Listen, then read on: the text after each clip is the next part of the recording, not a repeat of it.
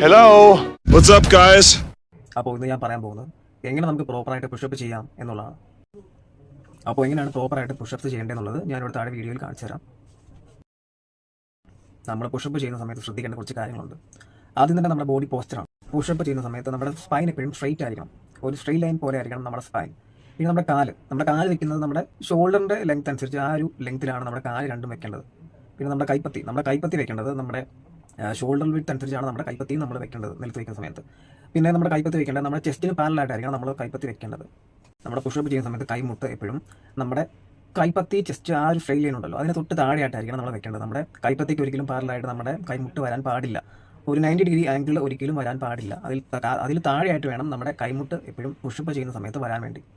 പിന്നെ പുഷപ്പ് ചെയ്യുന്ന സമയത്ത് നമ്മുടെ ബോഡി സ്ട്രെയിറ്റ് ആയിരിക്കണം. നമ്മുടെ ബാക്ക് ഒരിക്കലും പൊങ്ങി പോകാനോ നമ്മുടെ ചെസ്റ്റ് ഒരിക്കലും താന്നു വരാനോ പാടില്ല.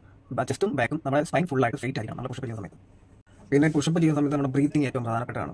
നമ്മൾ പുഷപ്പ് ചെയ്യുമ്പോൾ താഴേക്ക് പോകുന്ന സമയത്ത് നമ്മൾ മൂക്കിലൂടെ ശ്വാസം ഉള്ളിലേക്ക് വലിക്കുക. മുകളിലേക്ക് തിരിച്ചു പോകുന്ന സമയത്ത് നമ്മൾ വായിലൂടെ ശ്വാസം പുറത്തേക്ക് വിടുക.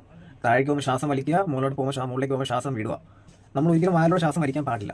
അപ്പോൾ നമ്മൾ പുഷപ്പ് ചെയ്യുന്ന സമയത്ത് താഴേക്ക് പോകുമ്പോൾ മൂക്കിലൂടെ ശ്വാസം വലിക്കുക, മുകളിലേക്ക് പോകുമ്പോൾ വായിലൂടെ ശ്വാസം വിടുക.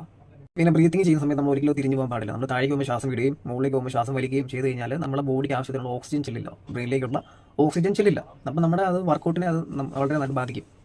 നമ്മൾ പുഷപ്പ് ചെയ്യുന്നതിന് മുമ്പായിട്ട് നമ്മൾ കുറച്ച് വാമപ്പ് എക്സസൈസ് ചെയ്യുന്നത് വളരെ നല്ലതാണ്. നമ്മൾ വാമപ്പ് എക്സസൈസ് എന്ന് പറയുമ്പോൾ നമ്മൾ സ്ട്രെച്ചിങ് ആണ് ചെയ്യേണ്ടത്. സ്ട്രെച്ചിങ് 2 ടൈപ്പാണ്. സ്റ്റാറ്റിക് സ്ട്രെച്ചിങ് ഉണ്ട്, ഡൈനാമിക് സ്ട്രെച്ചിങ് ഉണ്ട്.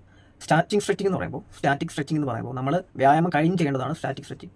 ഡൈനാമിക് സ്ട്രെച്ചിങ് എന്ന് പറയുമ്പോൾ നമ്മൾ ഏതൊരു വ്യായാമത്തിന് മുന്നേ ആയിട്ട് ചെയ്യേണ്ട സ്ട്രെച്ചിങ് ആണ്. ഡൈനാമിക് സ്ട്രെച്ചിങ് ആണ് നമ്മുടെ ജോയിൻസിന് മൊബിലിറ്റിക്ക് ഹെൽപ്പ് ചെയ്യുന്നത്. അപ്പോൾ നമ്മൾ പുഷപ്പ് ചെയ്യുന്ന സമയത്ത് നമ്മുടെ ജോയിൻസ് അവിടെ വർക്കാവുന്നത് നമ്മുടെ ഷോൾഡർ ജോയിൻ്റ് ആണ് അവിടെ മെയിനായിട്ട് വർക്കാവുന്നത്. ഷോൾഡർ ജോയിൻറ്റും നമ്മുടെ കൈമുട്ടിൻ്റെ ജോയിൻറ്റും എൽബോ ജോയിൻറ്റുമാണ് മെയിനായിട്ട് അവിടെ വർക്കാവുന്നത്. അപ്പോൾ നമ്മൾ പുഷപ്പ് ചെയ്യുന്നതിന് മുന്നായിട്ട് നമ്മൾ ഷോൾഡർ ജോയിൻറ്റിനും നമ്മുടെ എൽബോ ജോയിൻറ്റുമായിട്ടുള്ള ഡൈനാമിക് സ്ട്രെച്ചിങ് ചെയ്യണം. അപ്പോൾ ഇതൊക്കെയാണ് പുഷപ്പ് ചെയ്യുമ്പോൾ നമ്മൾ ശ്രദ്ധിക്കേണ്ട പ്രധാനപ്പെട്ട കാര്യങ്ങൾ. Okay then, thanks for watching. Thank you.